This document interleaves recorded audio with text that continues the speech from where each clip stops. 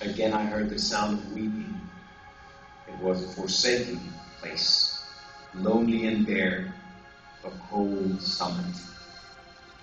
In front of me stood a wooden cross with a mangled man nailed to it.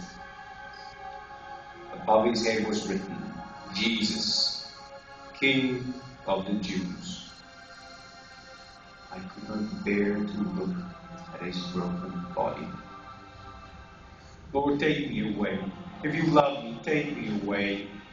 If you love me, won't you do this small thing I ask of you? Then slowly I turned to the cross, forcing myself to face his brutality. What met me in his countenance disturbed my soul. I recognized his face, as if we have met before. Even through the swelling, the bruises, the blood, I recognized his face. It was the face of destruction, the face of the fierce army. Like a crack of thunder, my heart pounding in my thoughts.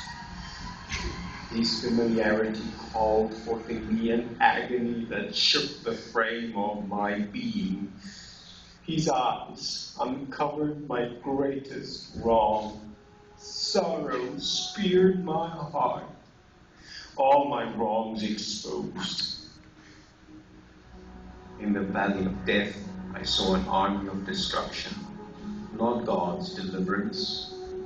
I empathized with those that defied this terrifying God.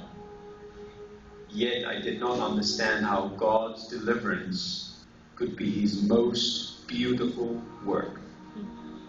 The face that leads us from our own disaster is not brutal. It is the face of God's righteous love. Jesus, I cried. He looked at me with every evil exposed, and from his eyes came love. His arms were outstretched like a father wanting to embrace his child. And as I wept, I felt his hand wipe away my tears, and love surrounded me. His blood dripped onto my hands, and there above me was hung the wrath of God and the unsurpassable love of my Father. As I beheld the cross, I understood. I worshipped. And Jesus said, I am that I am.